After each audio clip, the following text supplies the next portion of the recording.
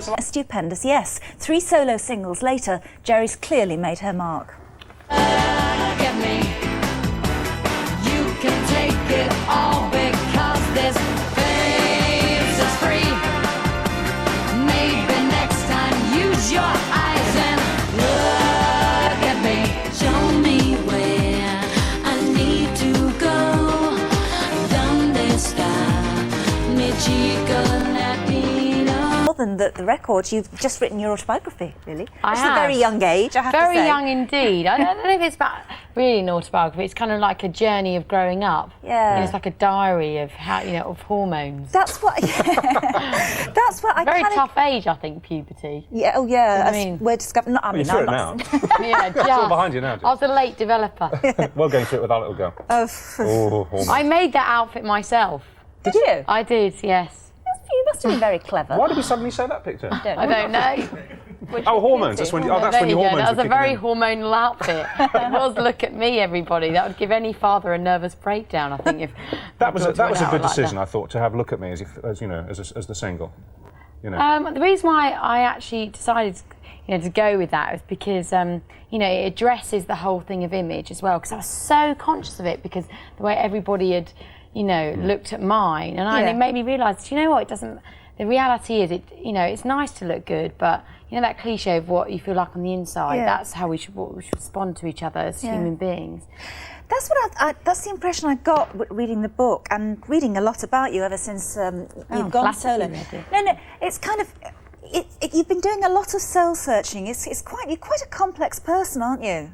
I think, everybody, should soul search at one time in their life or another. If you have an element of pain or, and something makes you grow and reevaluate who you are. And, there's things that happened in my life, like my father dying, becoming, famous, leaving the Spice Girls, made me really examine and hold on to who I am. I had to do that for my own sanity, because otherwise I would completely lose it. Do you know what I mean? Because it's such an unstable industry to be in. You don't know where you are, so you have to know yourself. You said that when you were in the later days with the Spice Girls, you kind of felt as if you'd completely lost control, because everything was done for you. I mean, even the little chores, and you kind of felt you were becoming more and more helpless as an individual. In a way, I mean, it's a bit like that big wheel out there. Do you know what I mean? Once you start pushing something, the momentum is going, and you lose a little bit of control. It's like when you have a little business yourself. And then suddenly, when the more corporate it becomes, the less personal it becomes. The less it's almost yours, even though you are the director of your company. If you speak to anybody that's got a big company like that. You seem, reading the book, it seems to me that you've been kind of rushing around, really, most of your sort of from teenage years onwards. Rushing around, and there's a very telling paragraph in there, I can't quote it exactly, but you basically say that you've always felt that you're not going to be here for long, and that you ought to rush around quickly and make your mark, because you might not be here tomorrow. I think, I've had that real sense of seize the day, especially since my father died. I realised that life can be taken away from you just like that. You've really got to go out there and get that chap died, wasn't it, that golfer last night? Yes. And that just shows us that, you cannot, the only thing what we have in life is our health, and you've really got to, look after yourself. But it's a bit more than seize the day with you, I think, because, I mean, it's almost as if you've had some kind of premonition. I don't know. I really, oh God, I hope not. I hope not. No? Well. But I just get very instinctive, and and I've got a lot of energy, and I just think you've got to. The name of my book is If Only, and actually there's 2 if onlys. We all say, if only I had a new washing machine or a better husband or a better lover or whatever, then I'd be happy. There's that kind. But then the other if only is, I don't want to be a grandmother and say, do you know what? If only I tried to become a music artist. If only I tried to. I don't want to get to that point. And the other thing, my father was really always procrastinated. Always say, oh, I'd put up that shelf tomorrow. And he'd never do it. And the actual thing about the book is that he always wanted to write a book, and he only got 3 minutes into it. I've got it on tape, and I think everyone's got a book in them. I really do. Everyone's got a story to tell. So I just thought I never want to, Well, so all right. So you've made your mark. I mean, you're very famous, and you've got your money, and you seem to have got your head back. I lost it for a bit for a while. Yeah. So what do you want to do? I mean, what do you want to become? Well, I think I just, for a start, is try and be happy, and And the other thing I really enjoy is writing. I like writing pop music for people. That's what I do. You know, it gives me the greatest satisfaction when somebody in the street comes, you know what, that song you wrote, there's our song now. And that's what it's about. And, you know, performing it, writing it and performing it is the great thing for me. I love pop music. So, and just carry on being creative, you know. When you left the Spice Girls, what seemed to happen was specifically, and what you say in the book, is that, first of all, you wanted very much to talk about the breast cancer scare that you had. You found a lump in your breast. But you were so busy, and the girls were all so busy, that you actually couldn't do it. You couldn't do that interview. It was scheduled for much later, not the time it was actually wanted to do. And that was that the final thing that made you think? You know, at the end of the day, you know, I don't want to be prejudgmental on anybody because everybody's got their own values. But I think for me, I mean, I was going to leave the Spice Girls anyway, so that, you know, I can't use that as this. You know, that was just the final straw. Gave me an excuse to leave early. If I'm really honest with myself, and the whole thing of I was really questioning who I was and whether, you know, I had integrity and whether I believe in what I've been talking about for the last, you know, 4 years, and that was girl power. And I just thought, for me, the word had grown. So, you know, I just thought, do you know what? You wouldn't be up there if you didn't talk about girl power, and that means talking about breast cancer. So, Geri Halliwell, you have a duty. You know, I was really beating myself up about it, actually. I get the feeling that when the character you were, Ginger, you know, in the Spice Girls, that you'd actually begun to feel swamped by her. I think, you know, you know, there was nothing contrived about Ginger. I love Ginger. I still do love Ginger.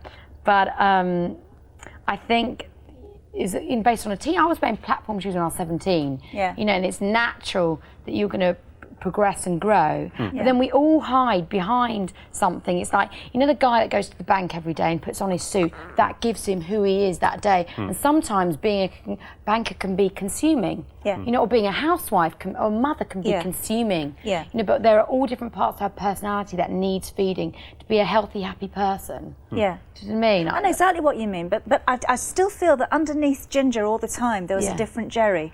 And you felt that Ginger had kind of, because Ginger, let's face it, Ginger was quite brassy, very upfront, you know, and you're not really like that, are you? There's the one side of me that, you know, is I've watched too many Carry On movies. Do you know what I mean? That is very British and very, you know, Barbara Windsor. But then, you know, obviously I think there's different dimensions to everyone's personality. You know, and probably maybe I just focused on that and starved the rest of me almost. Well, one thing you don't seem to have now in your life is a relationship. Or do you? I mean, what's... Well... Because you look to me then. No. What's going on? No, nothing. Who is it? No, I tell you what it was, is because when I was in the Spice Girls, I kind of treated it like a relationship, probably more than the others. I needed it so badly. It was all consuming. I'm a very intense, passionate person. So when I left, I was so... It was just like a broken down marriage, but I was so suffering. My heart was broken. It really was. And it just, and then I put an emotional Berlin Wall up. So everything, because I didn't know who I was, it was like emotionally everyone back off.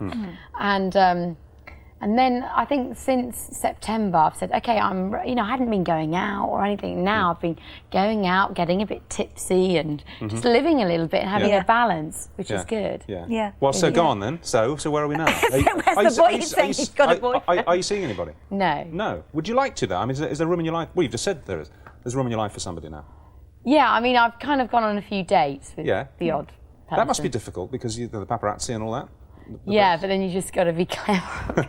Well, you've learned those tricks. Watch where you go. And you're still very good friends with George Michael because he helped you enormously, oh my God, didn't he? That man is a star.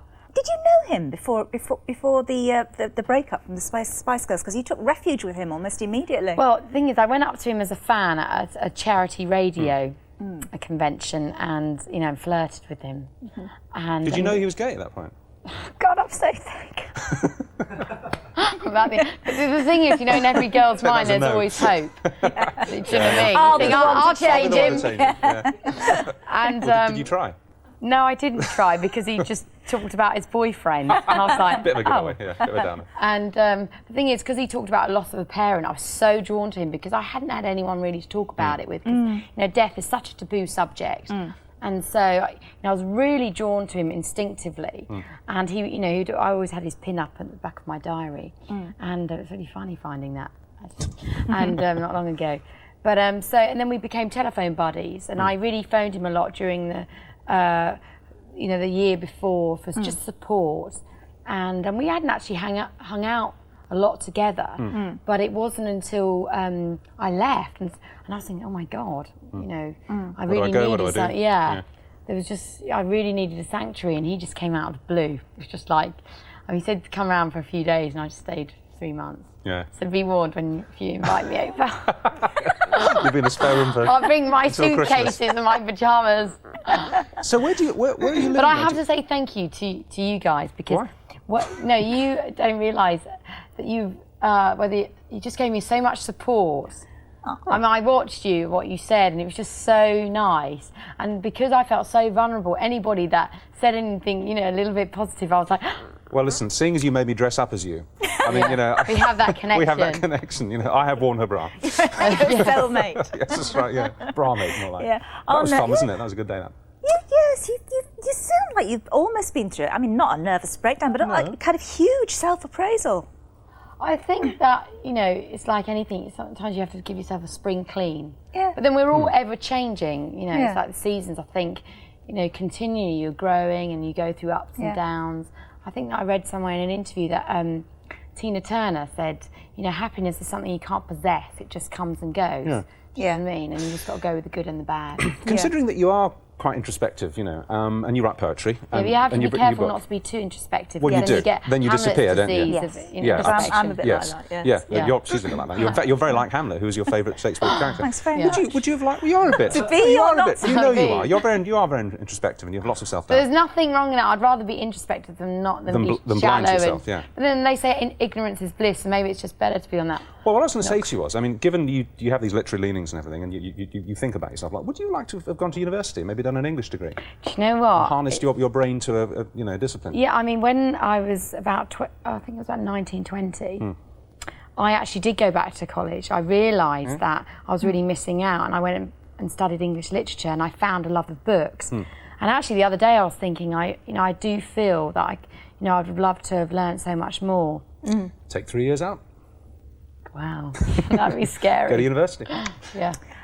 It's lovely to see you, Geri. You look very, very well. It's been great to be back on here. It's great. It's good to see I you. love Rich and Judy. I think they're so nice. We're very fond of you. You're an old friend. Great. Okay, well, the book is Geri Halliwell, If Only. Definitely deserves another plug, that. We never showed any more of the video. We'll set that in later. Singles out next week. And you're going to sing it for us, and we're going to show it next week. Later That's on. right. We're recording it for us, and then we'll do it later. Great. Right, okay. Thanks very But much. we'll try and slip a bit of that video in a bit later on. Okay, great. Okay, because we're so busy talking. Well, thank you. Okay, cheers. Nice to see you.